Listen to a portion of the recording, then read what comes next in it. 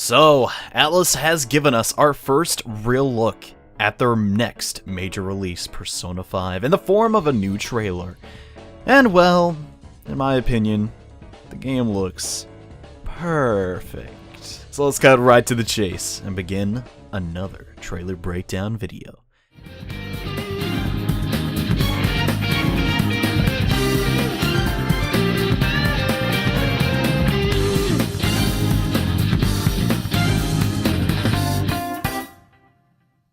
The trailer starts out by giving us a helicopter's view of a few skyscrapers at night.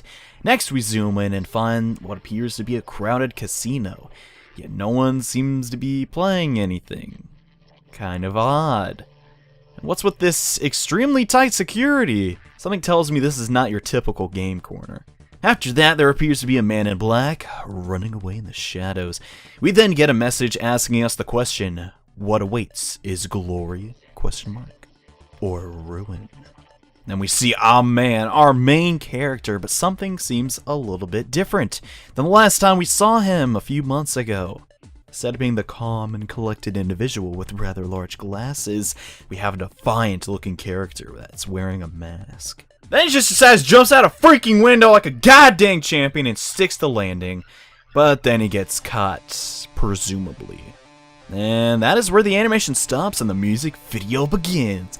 These next segments show us some of the party members and weapons that they'll be using. First up, we got our female lead, Anzu Takamiki, who fights with a whip and an SMG. Yeah, and her costume is... Anyways, after she's on screen for a little while, we have a mystery character. It's unclear if it's a guy or a girl, but they don't show up at any other points in this trailer, other than right here.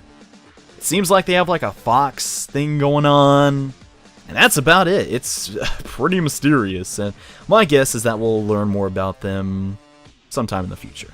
Next up is Ryuji Sakamoto, who seems to be fighting with a lead pipe and a shotgun. He also has a skull mask, which looks pretty cool. After that, we see a glimpse of our main character taking off his own mask, and then our brand new Velvet Room assistants. Or are they even assistants? Maybe there's something else. If we slow it down the transition a bit, it's very clear a prison cell is opening up to us. But who's that inside the prison cell? He's back. None other than Igor! Igor confirmed, baby! Woohoo! I don't know why I'm so excited. I was very afraid he was not coming back because the whole thing with his voice actor. Anyways, so the Velvet Room is supposedly making a return, which honestly kind of threw me off a bit, because if you remember, Igor comes from Frankenstein, and so does Margaret and Elizabeth and Theodore. Those are all characters from that book. How do these new characters fit into that? Are they from that, or are they just going to make up characters? I mean, I'd be fine with that. I wouldn't really mind. It's just, I'm very curious. Where do they come from? What's their backstory? Did Igor just need some people to cook and clean for him, and that's why, hey, just made new people? I don't really know. I guess we'll find out. But I do think they are, in fact, affiliated with the Velvet Room in some way, because, as you can see, they are shaded in blue. But then why later in the video is it like they're holding us captive? Something's weird about these two people, and I don't know, man. They're not as friendly as Elizabeth or Margaret, that's for sure. After that, we transition to a familiar-looking intersection. If you remember, this looks exactly like where we saw the blue flame in the last trailer we saw a couple months ago.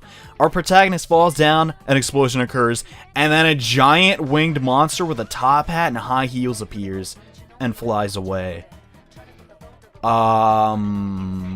What? Is our main character... Is that our main character's persona? It looks weird. Is that safe to say? I mean, we do have some of this promotional artwork that does show what the persona is supposed to look like, and I guess he kind of has like feathers or something, but he doesn't look avian, and it doesn't look like he has a top hat either. I don't know what's going on with that, but it's very, very bizarre. I guess we'll find out for sure in a couple months or so, but I mean, hey, I'm not going to judge a book by its cover. Maybe it will be cool. After that, we see our first look at gameplay. Yes, finally, real gameplay, guys. Not cutscenes, gameplay. Oh my gosh. And The Catherine engine looks amazing with Persona. We see our protagonist this time with glasses on, riding the train to school, walking around a subway station, and then getting chalk thrown at his head in class. The graphic update here is just very apparent. I mean, you can't even compare it to the older Persona games anymore. The camera angles, the lighting, it all just looks so dynamic that it can make even the mundane things just look very interesting and cinematic. I love it. We also see that weather conditions may have some impact on gameplay, just like in Persona 4, as the displays in the corner show that it's cloudy outside, and then it changes to sunny later on. It's unclear how that'll affect anything, but hey, it's cool, I guess. After that, some general camaraderie with our group and the cat. Then they appear to be in some sort of bar or clubhouse environment with a map on the table that seems to be a layout of a very large building or a mansion. Are they planning a heist? That's probably it. They're probably planning a robbery, which is kind of cool, actually. Next up, we have some music video scenes, and Ryuji's shirt says Zamga. I don't really know why I pointed that out in the script, but I don't know. That's kind of funny to me. Moving on! Anzu spins around for seemingly forever, and we get a good close-up of our masked hero. Or heroine.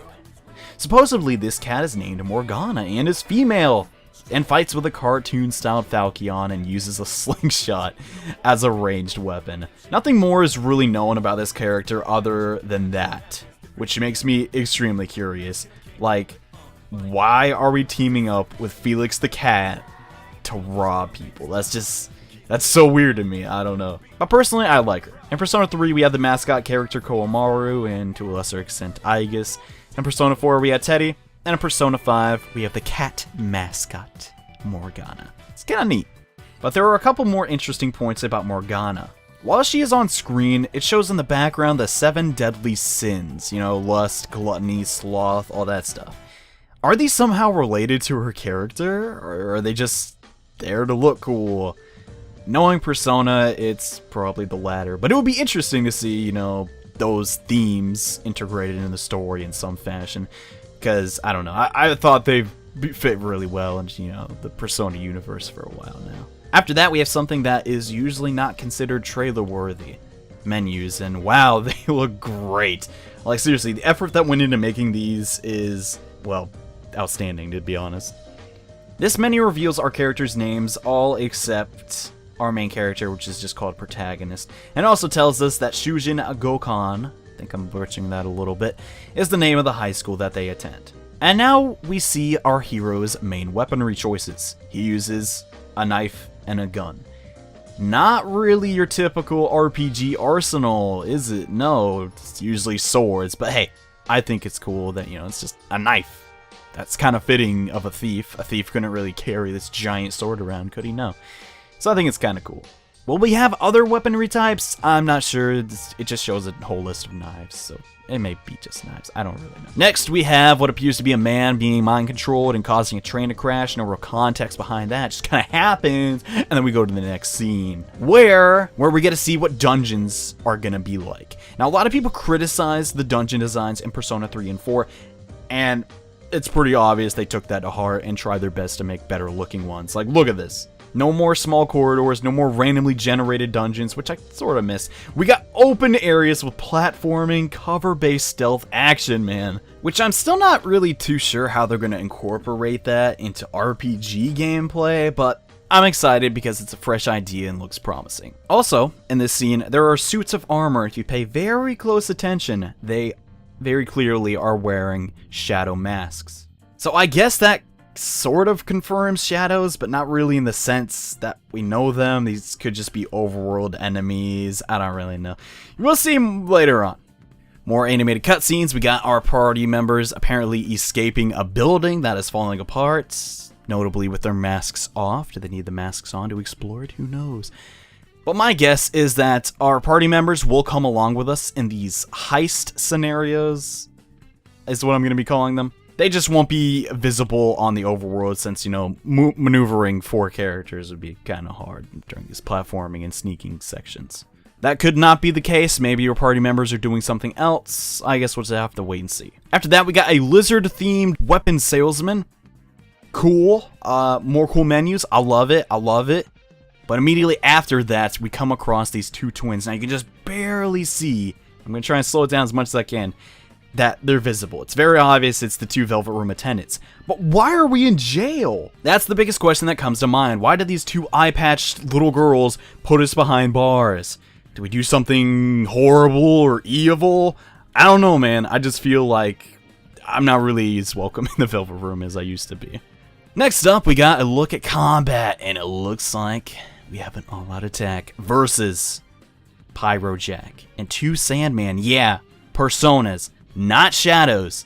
This really took me off guard. I was like, demons are making a return to Persona? That's kind of a bold choice. My personal theory is that we will fight shadows and rogue personas. Instead of getting new personas through shuffle time, we could encounter them and fight them instead of doing negotiations like in previous games. Or maybe even if we get a scene by a shadow, they turn into a bunch of personas and then we fight them. Either way, this is amazing. I just really want to see more in-depth combat. After that, shocker, our heroes practice their ice skating skills for some reason, and then Morgana gets flung into a bulletin board. It's a little rude, if you ask me. But I digress. But there's still one more thing in this reveal. At the end of the video, our hero has a bloody mask and seems to be transforming into the Phantom. Who is the Phantom exactly? Well, personally, I feel like it is our hero's persona. Some people have been speculating that in Persona 5, instead of having a starting persona like Orpheus or Izanagi that we just ditch after an hour of gameplay, the Phantom stays with us throughout the entire game, and it's responsible for giving us these like superhuman powers almost. Whether that is true or not has yet to be determined. Heck, nothing in this trailer is concrete. I mean, we just don't really have that much to go off of, which is exciting and also a bit scary. It's a little bit because we still don't have a release date, except for the fact it will be out in 2015. But aside from that, man, the game looks fantastic, like really good. Like, I don't even know, man. I'm so excited. Character designs look fantastic. The environments look huge and amazing and really detailed. And I like how they're really changing up the dungeons. That could really be awesome.